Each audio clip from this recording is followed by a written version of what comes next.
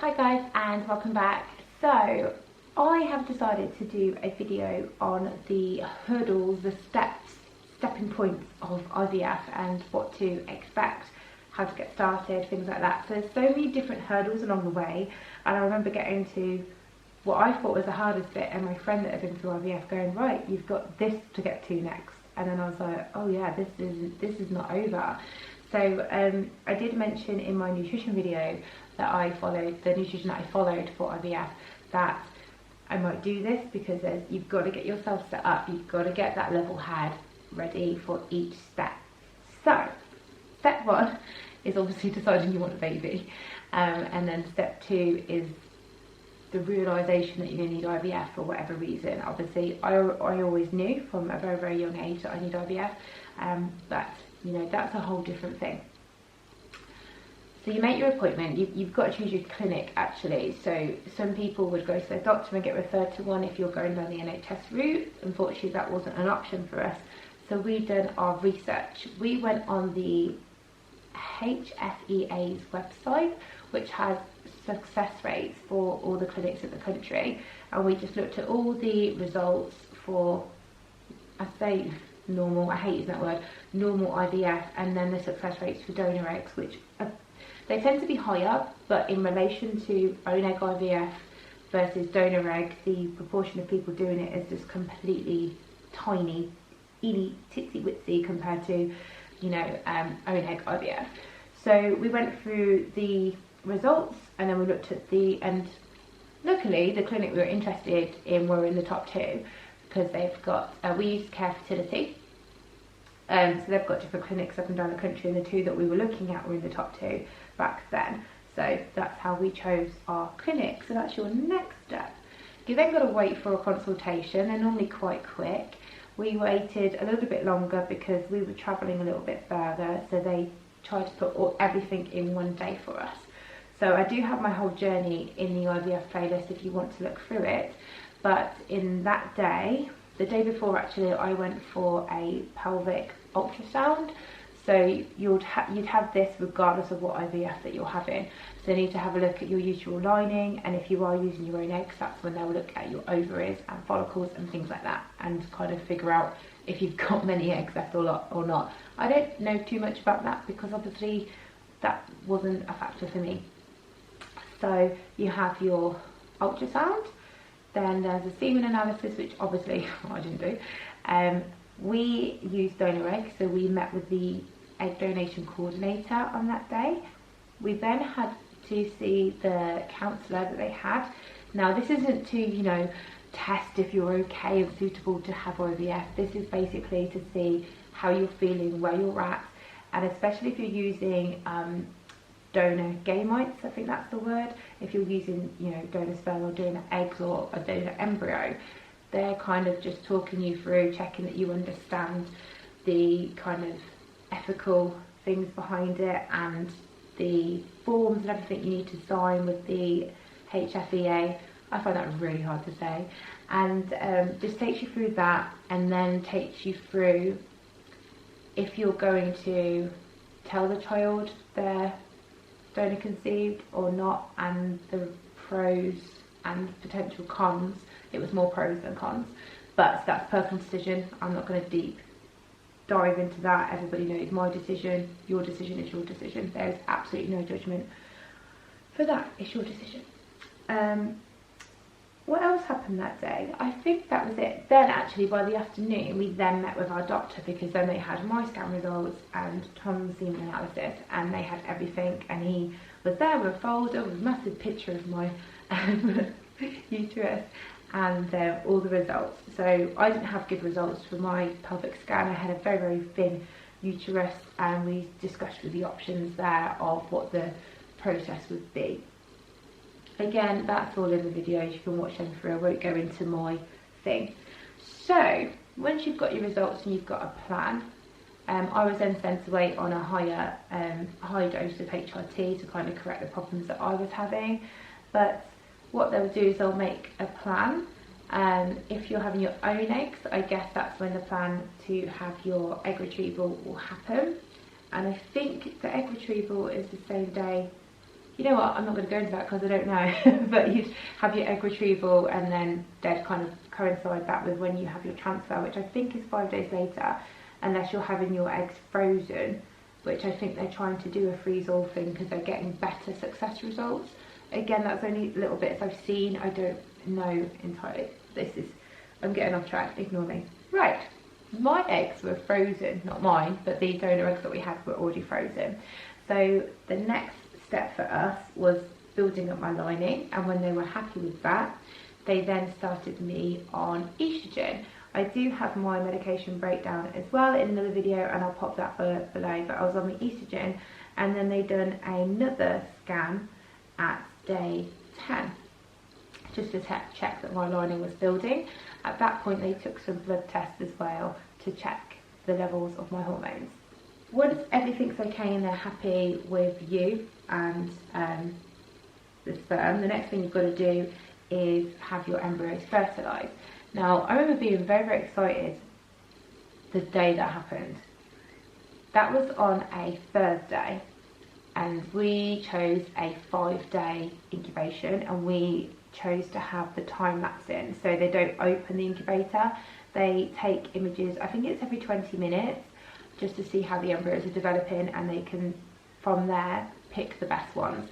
This was an additional cost. They do have obviously the additional one which isn't additional cost.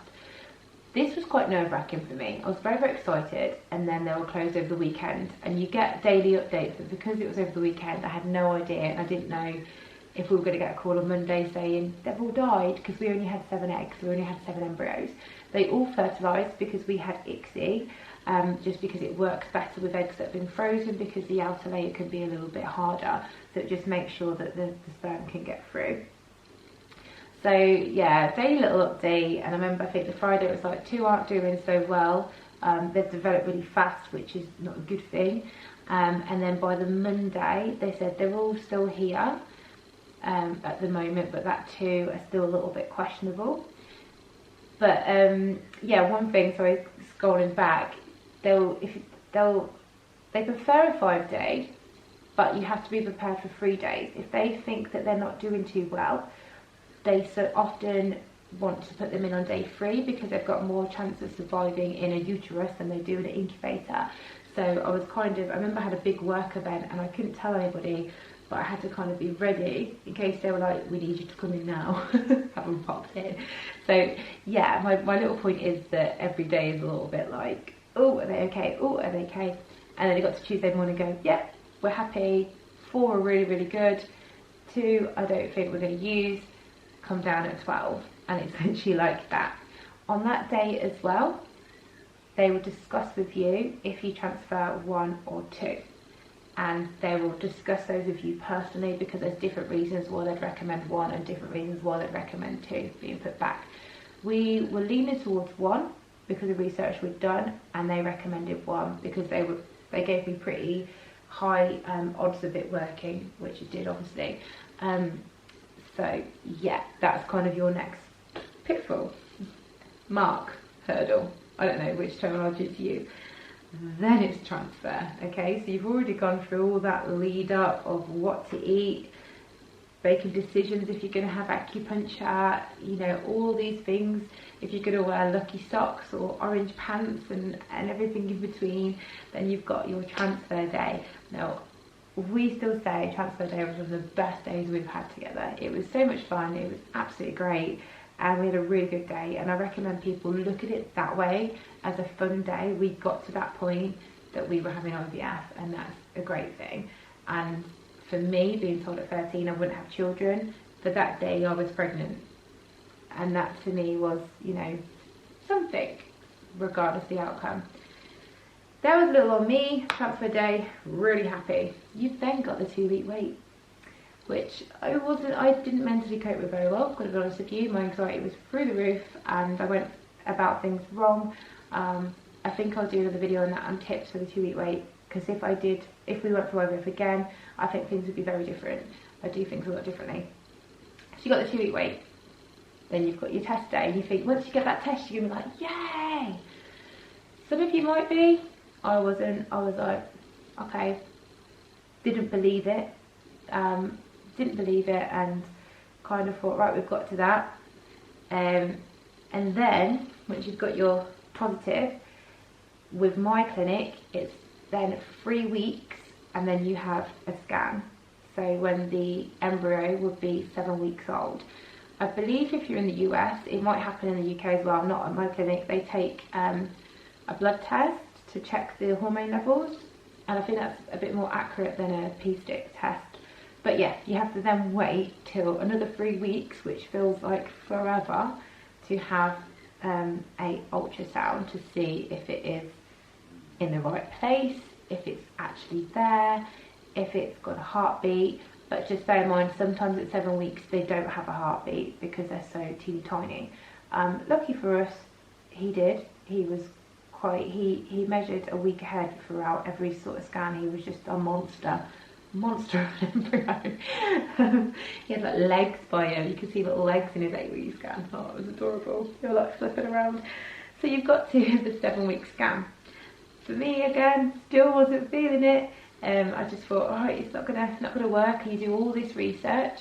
One little thing for you, I looked at this kind of chance of miscarriage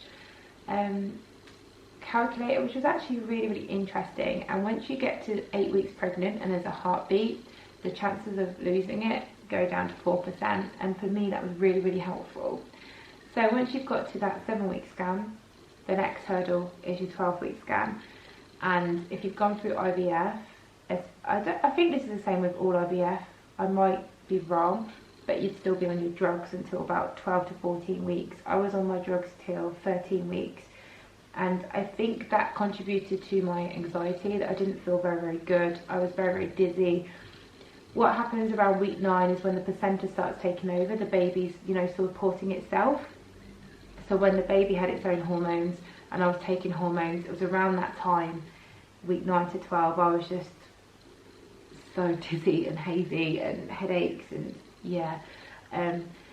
So they're sort of the hurdles, I think, up to 12 weeks. And say from 12 weeks onwards, I was settled, it was okay, I was happy. And second trimester, I loved the second trimester so much. It literally is the best trimester, it's great.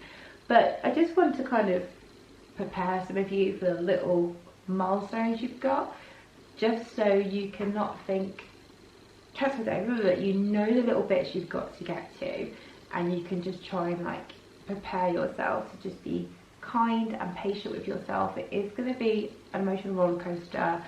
Feel free to chat to me. A lot of people chat to me through Instagram. I'll give you some wisdom. I can't give you medical advice though. It's one thing, I cannot give you medical advice. I cannot tell you, well, I can tell you what hormones and stuff I was put on, which are in my videos, but we are all very different. And chances are, if I went through IVF again, it could be completely different this time, even though I'm the same person. So just a little insight of the little like hurdles and the steps that you will need to get to along your IVF. I hope it's been helpful. I hope it's not been scary. I just wanted to prep you guys because I wish I was a little bit more prepped in those little kind of hurdles.